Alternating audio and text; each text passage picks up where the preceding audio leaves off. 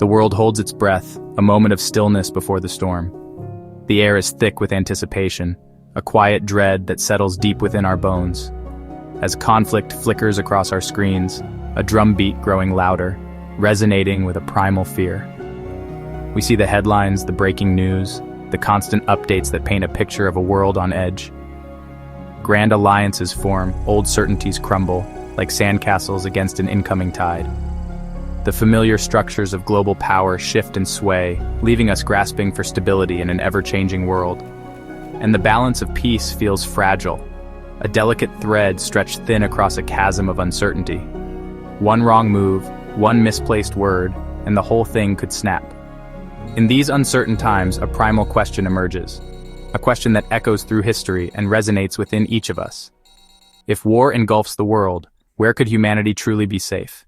Where can we find shelter from the storm, a haven from the chaos? Our history is filled with stories of migration and refuge, tales of resilience, of communities uprooted and seeking new homes, people seeking sanctuary from disaster, from persecution, from the ravages of conflict. The search for safety is a fundamental human drive. Despite our interconnectedness, the world remains a patchwork of risk and opportunity, a mosaic of vulnerabilities and strengths. Today, the geopolitical landscape is a complex tapestry, woven with threads of diplomacy, power, and ideology, demanding our attention and foresight. Understanding this landscape is the first step towards navigating it. The search for safety is not just about survival, about finding a place to simply exist, but about finding a place where the human spirit can flourish, free from violence, where communities can thrive and rebuild. So let's embark on a journey of discovery and exploration. Not to incite fear, but to empower with knowledge, to arm ourselves with understanding and insight. We'll explore the globe, from the highest mountain peaks to the deepest ocean trenches, seeking out pockets of resilience and tranquility that might endure when the world is in turmoil, places where hope can still take root. Where are these pockets of peace, these sanctuaries of stability? And what would it mean to seek refuge within their borders? What challenges and opportunities would we face? Conflict has evolved. Wars are no longer contained by geography. The 20th century brought weapons with global reach, long-range bombers, ICBMs, and nuclear arms. A war between distant nations can now threaten every life on Earth. Nuclear weapons are the greatest threat. A single detonation can obliterate a city, and fallout can poison lands far away. Nuclear winter could block out the sun, causing famine and global catastrophe. Even neutral nations can be drawn in or suffer from economic and social shockwaves. Our interconnected world creates vulnerabilities. Supply chains can collapse overnight. True sanctuary now means insulation from fallout, self-sufficiency, and political neutrality. Finding a place untouched by modern warfare requires strategic isolation and resilience. The shadow of global conflict is long. Safety demands more than just distance. In a world consumed by conflict, where shadows of war stretch across continents, what truly transforms a location into a haven of peace and security? What are the essential ingredients that allow a place to stand apart, offering refuge and hope amidst global turmoil? First, strategic isolation, a geographical distance that acts as a natural shield. This means being situated far from the reach of major powers and away from the immediate dangers of active conflict zones. The further removed a location is, the less likely it is to become a target. Natural barriers, such as vast oceans or imposing mountain ranges, act as crucial buffers, providing an additional layer of protection. Second, a long-standing history of political neutrality is paramount. Maintaining a low strategic profile, avoiding alliances and military buildup, makes a nation less likely to be perceived as a threat, and therefore less likely to be targeted in times of war. Furthermore, countries with few critical resources, those coveted by larger powers, are inherently less appealing to aggressors seeking to expand their control. Third, resource self-sufficiency is key.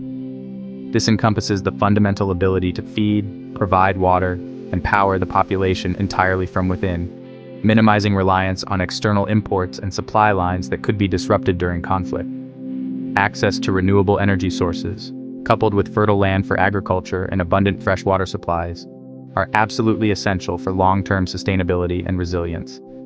Finally, natural defenses play a crucial role. The presence of imposing mountains or a strategic island geography. These features significantly deter potential invasion, making any attack a costly and difficult undertaking. These four elements, remoteness, offering distance from conflict, neutrality, ensuring a non-threatening stance, self-sufficiency, guaranteeing internal stability, and natural barriers, providing geographic shields. Together, they form the fundamental blueprint for a true sanctuary. In a turbulent world constantly threatened by instability, these qualities offer the best possible chance not just for survival, but for the preservation of peace and the continuation of life.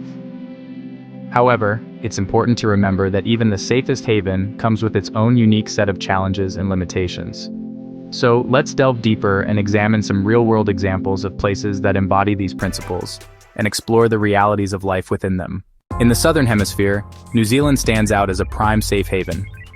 Its isolation in the Pacific, far from major power centers, makes it an unlikely target and shields it from northern fallout. New Zealand's stable government, fertile land, and renewable energy provide self-sufficiency. However, reliance on imports for technology and manufactured goods could be a challenge if cut off from global trade. Fiji, with its remote archipelago and low strategic importance, offers another possibility. Its political neutrality and year-round agriculture support food security. Yet, Fiji's economy depends on tourism and imports, making it vulnerable if trade collapses. Surviving in Fiji would require a shift to local subsistence living. Both nations offer refuge, but each comes with unique hurdles. In the North Atlantic, Iceland's isolation and neutrality make it a difficult target. Its geothermal energy provides clean power and supports greenhouse agriculture, while rich fishing grounds offer food security. However, Iceland relies on imports for grains and manufactured goods, so a trade breakdown would force major adjustments. Greenland, even more remote and inhospitable, is naturally fortified by ice and distance. Its small, scattered population and harsh climate deter invasion. Yet Greenland depends almost entirely on imports for food and fuel. Local fishing and hunting traditions help, but resources are limited. Agriculture is nearly impossible, and survival would demand resilience and adaptation. Both places offer safety through remoteness, but life there would be challenging. Only the well-prepared could truly endure. Switzerland, surrounded by Europe, relies on armed neutrality and the natural fortress of the Alps. Its decentralized government and network of fallout shelters enhance resilience. However, proximity to conflict zones and reliance on trade pose risks if Europe erupts in war. In South America, countries like Argentina and Chile benefit from distance and the barrier of the Andes. They have vast agricultural land and fresh water, and are less likely to be direct targets. Yet, political and economic instability could worsen in a global crisis. Survival here means finding a stable, rural community away from urban unrest. Both regions offer potential safety, but each comes with its own set of challenges. The key is balancing isolation, resources, and local stability.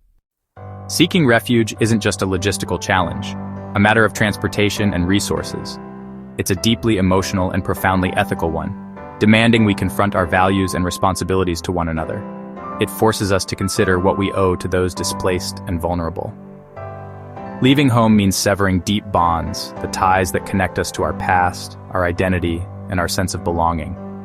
It's a wrenching separation from everything familiar, and facing profound loneliness in unfamiliar lands, a sense of isolation that can be overwhelming, especially when surrounded by strangers and navigating a new culture.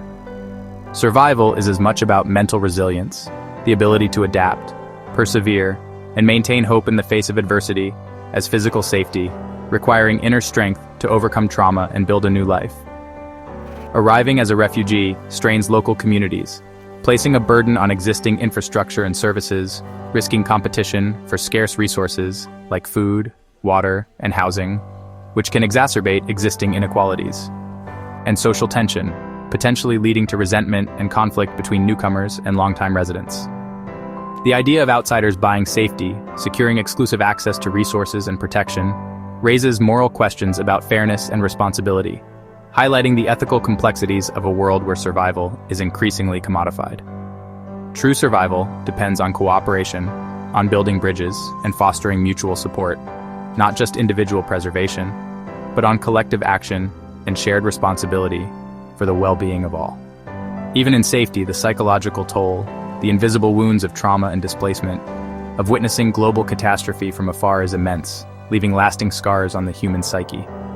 Guilt, anxiety, The constant worry for those left behind and the challenge of building new purpose would weigh heavily, demanding resilience and a renewed sense of hope. No place is perfectly safe. Vulnerabilities exist everywhere. Every haven has vulnerabilities, weaknesses that can be exploited or overlooked. The goal is to mitigate the greatest risks, to minimize potential harm and maximize resilience, and find a place to rebuild, to create a new foundation for life and community, not to escape all hardship, but to face it with courage and determination. Survival is a leap of faith, a step into the unknown, balancing risk, hope, and humanity, a testament to our enduring spirit and capacity for compassion. While global conflict is daunting, preparation empowers us. Resilience and self-sufficiency matter everywhere, not just in remote havens. Learn practical skills: gardening, water purification, first aid, and build community ties.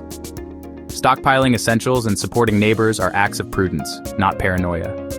The best path to safety is preventing conflict through diplomacy and cooperation. Our interconnected world offers opportunities for peace if we choose them. Consider your own priorities: isolation, resources, or community. The journey to safety begins with knowledge, preparation, and hope for a peaceful future.